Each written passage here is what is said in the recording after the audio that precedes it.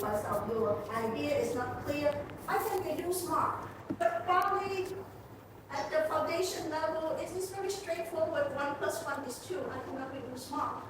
So then I have to fight for the student. So maybe I'll say trouble, you better take science, and then you will not get 99%. Don't take my word, okay? So just kidding. If you take, I'll take you as a student, but then, because I teach Bali, okay? I teach Bali language, and we have Asian local teaching Tibetan language, and also Dr. Kumuda teaches Sanskrit.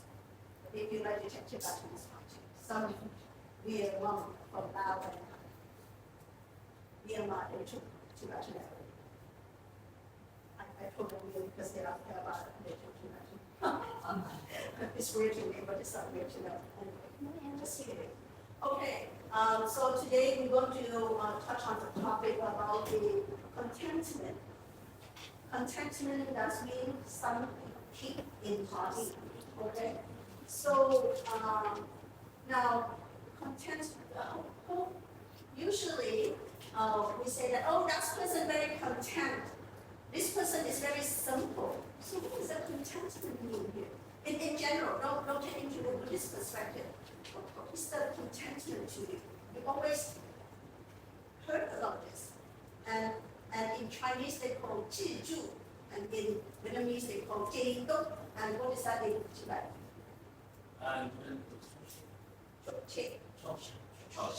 Okay, there you go. So then, what do you understand about trust? Satisfied with what we have. Satisfy what you have. You better watch out for that word, satisfy. Because a lot of people satisfy and they don't want to work.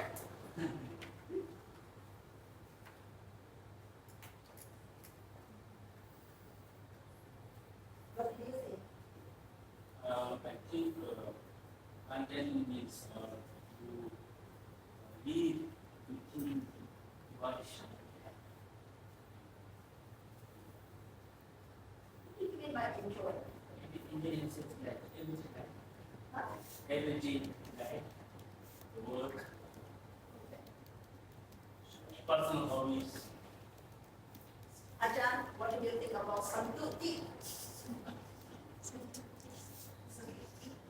So what do you mean by that? What is contentment to you? Your mom, you should know about it.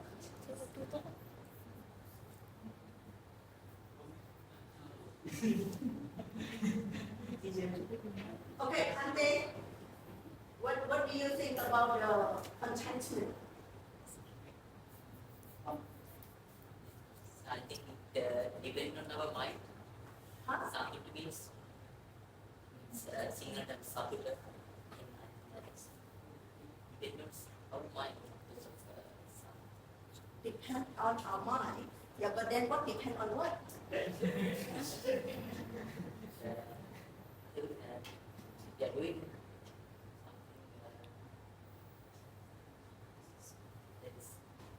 Yes. According to how we live, we are more desirous in nature because we have Some unlimited desires. Uh-huh. So to limit desire, we need to have the sense of contentment. Okay. To control the desire, we need to have the contentment. Some of the students told me that, Bhutanese always feel proud of their country, that is the most happiest country in the world. And what makes them feel so proud of themselves that it's the most happiest country in the world?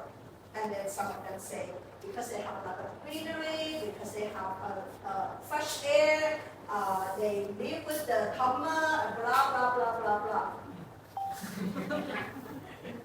So then I said, yes, their king teach them very well. And there's one thing is so important to make them so happy is something contentment.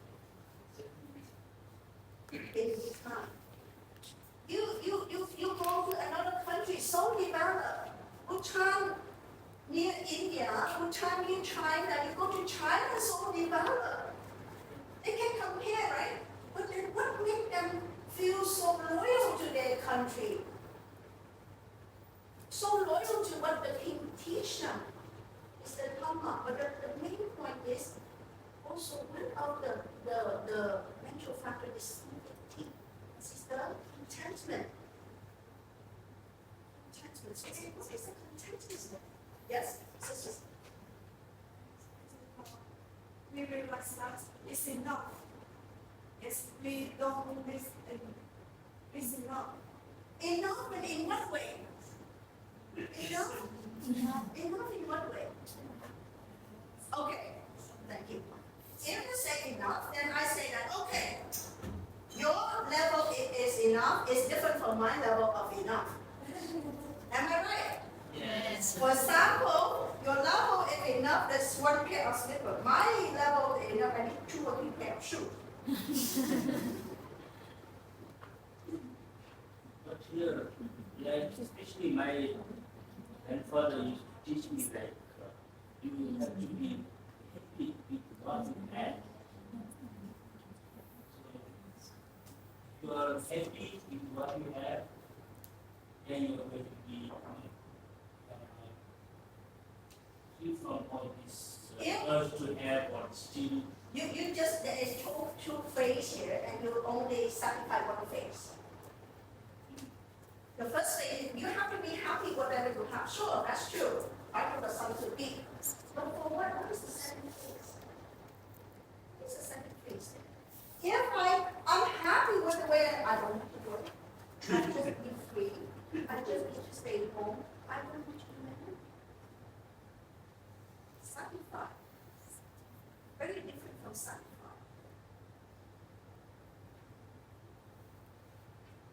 Any further comment about this? Ajahn, you seem very excited. You say it. I think it's contentment or something. In my opinion, I think it's the different because it depends on who and what we were. Like if someone the level is in the forest or in the country part and the countryside, right? They just live or they just food, anchor and something and things like. So what is the contentment for the monk? Huh? I don't have to words on one hand. Okay. So what is the contentment for the monk? Address, Rope, right? rope, yes, Rope. food, That's mean food, right? food, yes. Then? Huh? Medicine, Medicine. Okay. Then? Prayer. Shelter. Okay. So this is but for what? You're right. For the first phrase, everybody agree with there is a two phrase for this. You all agree with happiness for the lay devotee, 4 things for the monk. But for what? Sustain what? Exactly. For the monk is for sustain life, for progressive on the path of practice. So the contentment is not satisfied. Sit down. Contentment is not satisfied. It's not satisfactory. It's not satisfied. Contentment is the minimum need to sustain your life for progressive or something. You just not stop at the satisfied. You not stop at knowing it's enough. But that's enough for you to generate to do something. So don't forget about that something. It's very active mental factors. It's not something that you satisfy. I'm satisfied. I don't need to work. I can live. The government can give me rice. People donating me money. I'm satisfied. It's not samputi. That is a very passive. Samputi is you have two statements. Whatever the given condition given you content with it, and then you know that is the condition enough for you to progress toward your path of practice to gain the nirvana enlightenment. Was another issue, samputi.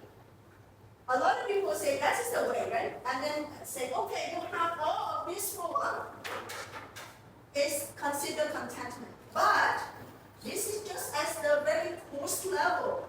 When you do the vipassana meditation, and if you sit doing the meditation, and then either you're very sleepy, or you're very restless, keep thinking this and that and that and that, and the future, the past, future, keep going on in your brain, then you're not samputi.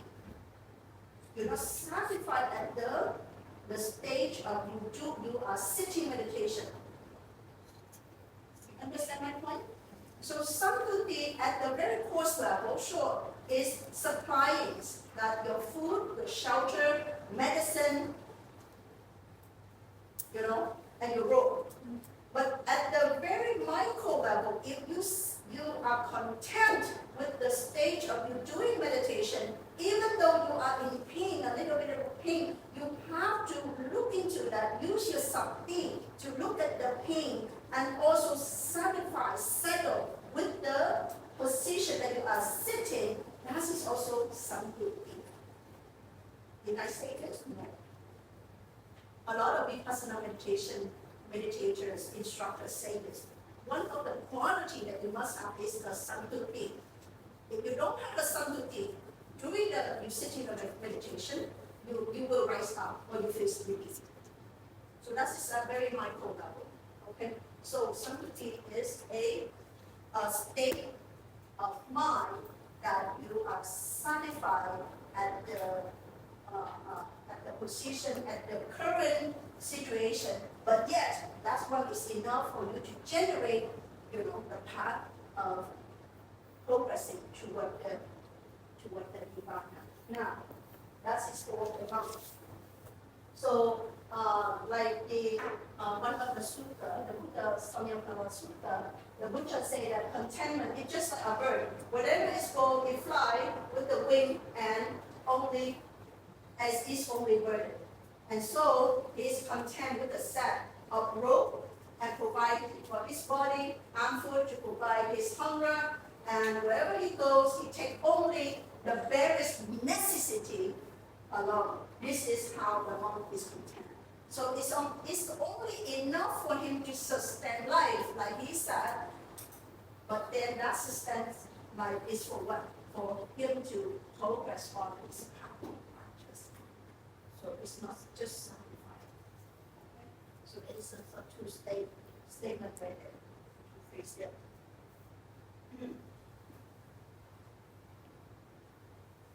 So in the Santuti Sutta, these are the four things for the monk. And so he just enjoying it, and then he will not clinging on the fullness attachment to the sensual pleasure, committing to any offense, and aware of the dangers and wisely avoiding. And this sutta, this is the sutta that the Buddha praised the Mahakassapa.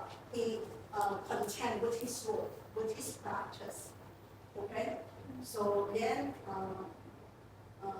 that's what the sutta that Buddha praised the Mahakassapa. Everybody know Mahakassapa? Huh? Student, do you know who is Mahakassapa? Yes.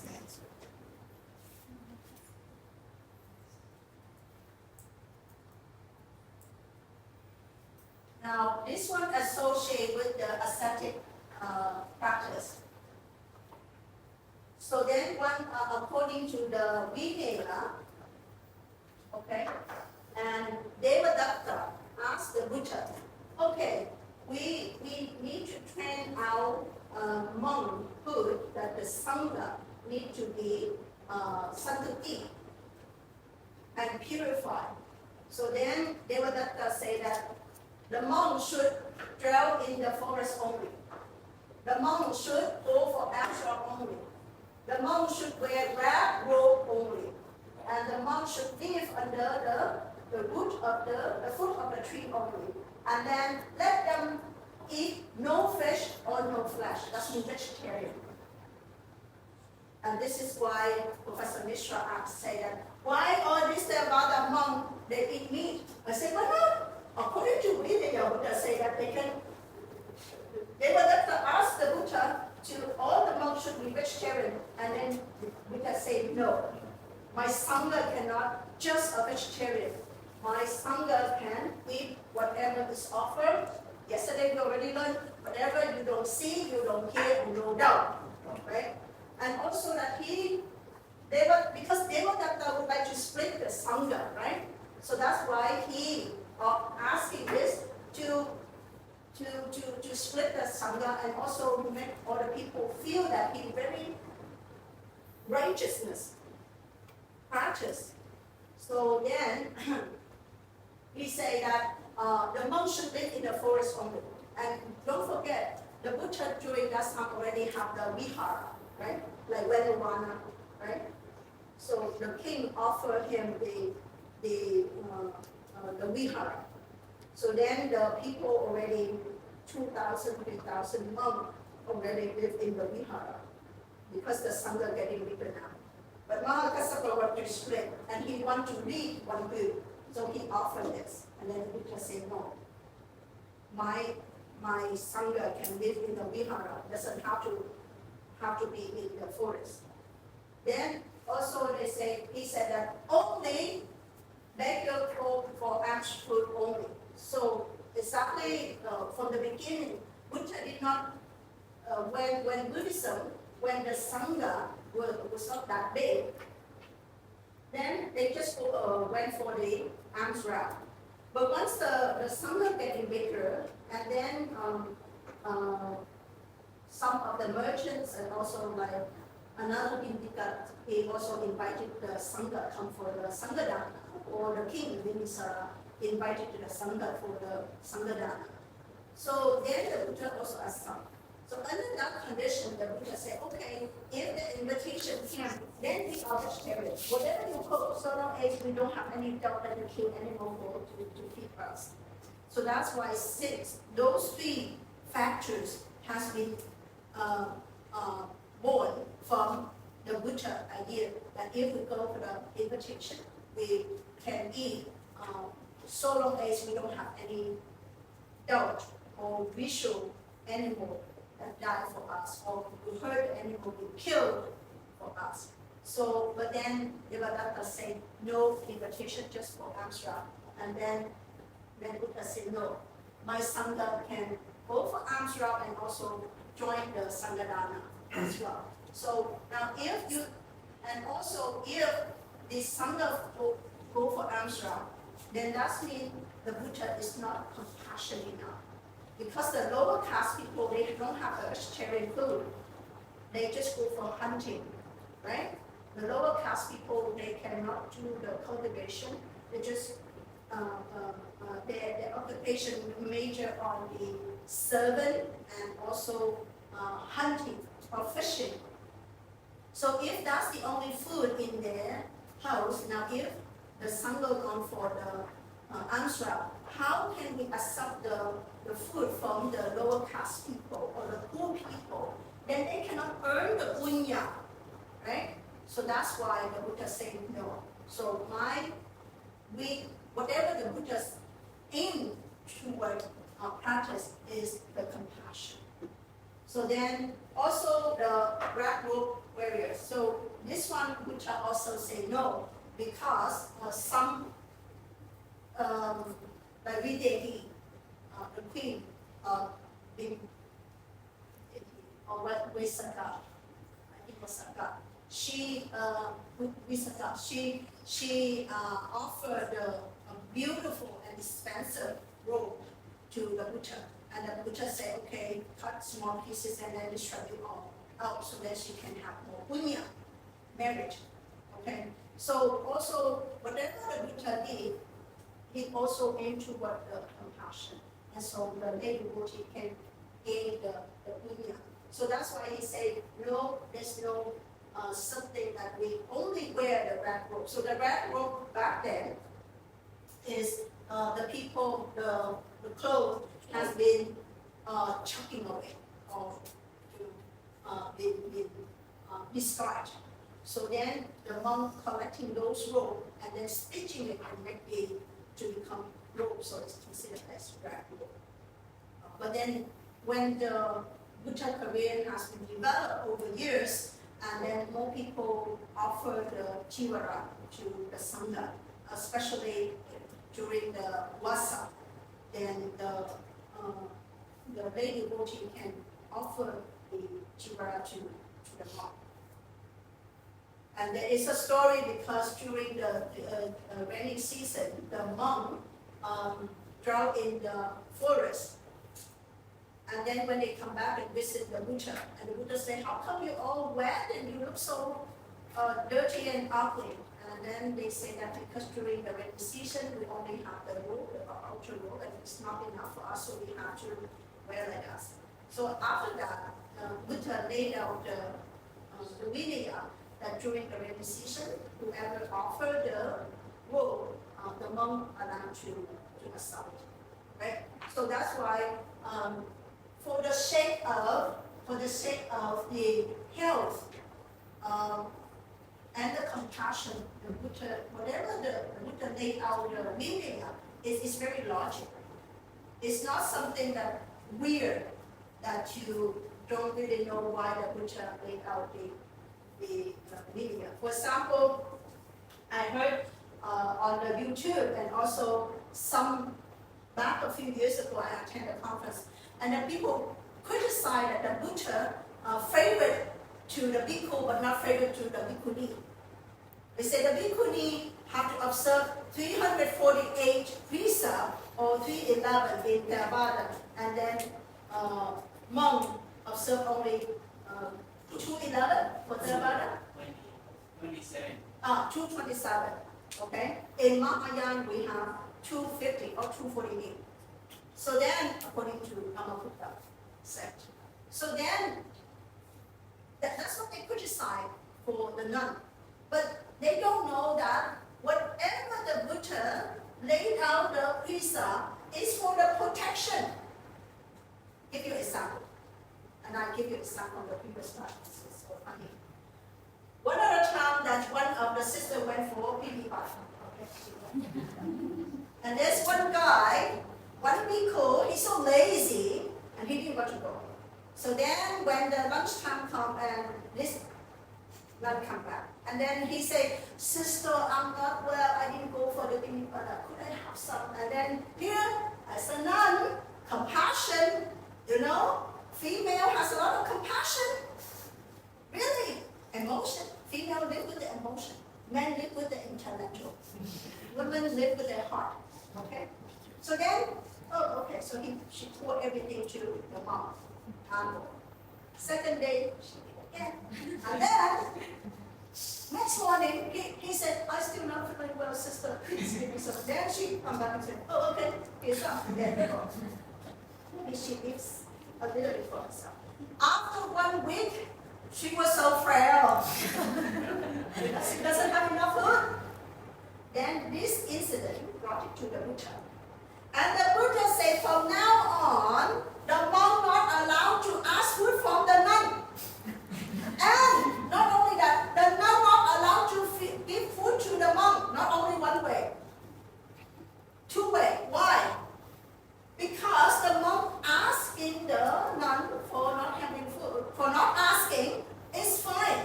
The monk don't ask. But if the nature of the woman, the nature of the mother, oh my son, come on son, come in, I feed you. The nature of the woman. So then the Buddha said, woman, you bhikkhuni, not allowed to feed the monk. Am I right? Trust me, this nun, Vietnamese nun, they feed the monk in Vietnam so well. When the monk come, they just treat the monk like God, like Buddha. Every little thing, very tiny thing. Oh, most venerable doesn't like this, most venerable doesn't like that. It has to be right, everything has to be beautiful. Good food in front of it, and the Samanara has nothing to eat. The elder monk has to eat. Am I right? When they have a Sangadana, the monk come to the nun temple, they treat the monk like God. Trust me.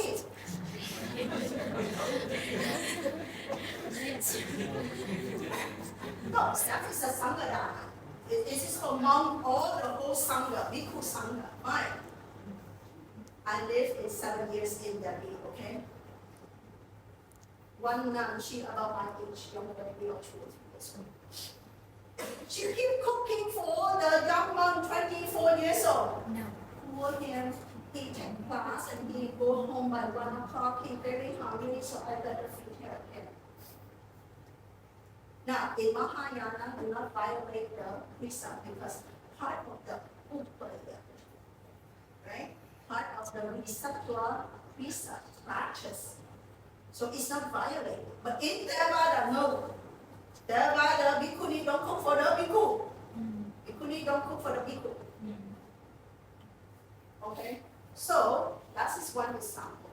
Another example is that the Buddha don't allow the nun to live very secluded away from the bhikkhu mahavihara or vihara because for the protection. And this happened to the Upavalana with Mahadevi. She was raped in the jungle.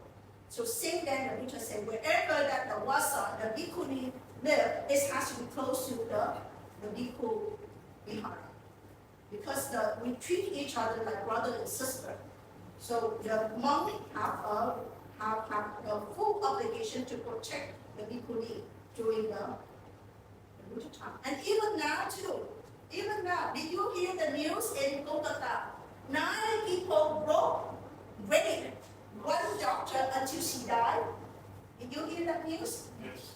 That's, I think, in August 9 or something.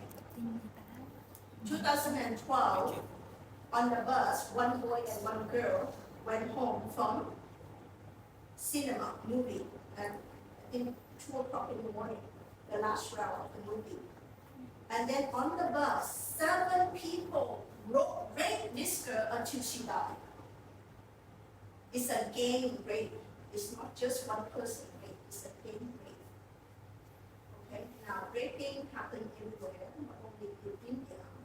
But don't criticize why the Buddha laid out so many, Vinaya, sila to the bhikkhuni. It's for the bhikkhuni protection.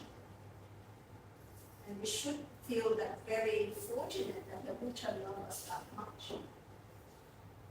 So don't use the contemporary society and contemporary thought. Men and women have the same right. No right. Man has more energy. Woman doesn't have that much of energy, okay? There's some certain amount of right, but there's some certain thing that women can do and men cannot do. There's some certain thing that men can do and the woman cannot do. Have to admit that. So don't ask for the same. Everything is right. There's some middle part too. So that's the middle part. It's not just right only. Okay? So you look into that. So this is whatever that the Devadatta asked, and Buddha said no. But is that a completely no? No. The next PowerPoint slide, you're going to learn about Hadundas, okay? The 13 factors of practice Hadunda. Do you know what is Hadunda? There you go. 13 factors of Hadunda. Very famous in Vietnam right now. Okay? So, and this one is extracted out from the practice of Mahakassapa. And so that's why, according to the Visuddhimagga, Buddha Gosha lists out the 13 factor of practice of Buddha. So what is the Buddha? That's including, now this is also not included into the video. This is a choice. It's a choice of practice. But don't mix this Buddha with the 6-year the Buddha practice ascetic. The Buddha practice 6-year ascetic is totally different. It's not Buddha because Buddha practiced 6 years. He did not eat. He eat only once according to the Vinaya, Buddhagata. He eat only one sesame seed per day. And then according to the sutta, the Buddha said that whenever he touched his abdomen, he can feel that his backbone. That's how skinny he was. Okay? So then he did not eat, he did not sleep. He drink. If he doesn't drink, how can he survive? According to the biology, if you don't drink for 1 week, your kidney will shut down. Right? So then he need to drink. So he drink, but he did not eat. So you don't eat, you still can survive. But this Buddha is not the ascetic practice by 6 years of practice. So don't mix with this one and the 6 years ascetic practice. It's not at all.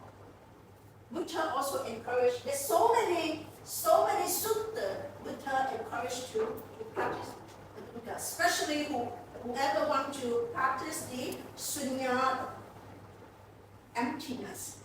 And if you go into the Samyutta Nikaya, also the Nikaya, you will see that the Buddha said that if you want to practice sunya, you have to go into the forest, stay under the tree, be very empty, and withdraw yourself in the meditation, and then only then, blah blah blah. Okay, that's what we learn before semester sunyata in Nikaya. So then this one is the way of practice of choice. You can live in the vihara or you can practice a bhaduga. Okay? So the main thing is this, and according to the Buddha, why we need to practice. Now this one is not designed. It's not designed for superior being. And you are God. Only then you can practice bhaduga. No. This is for the higher caste people. No. Or a bhikkhu, but not a bhikkhuni. No.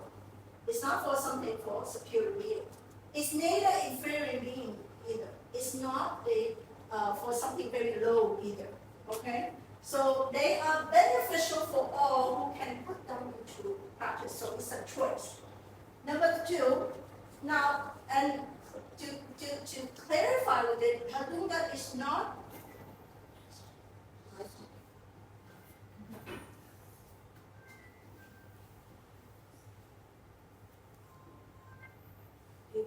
Ajahn, I have class right now. Ajahn, I have class right now, Ajahn.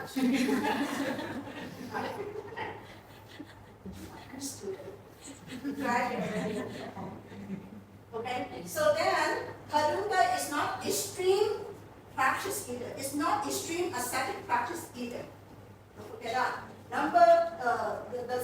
The third factor you need to bear in mind.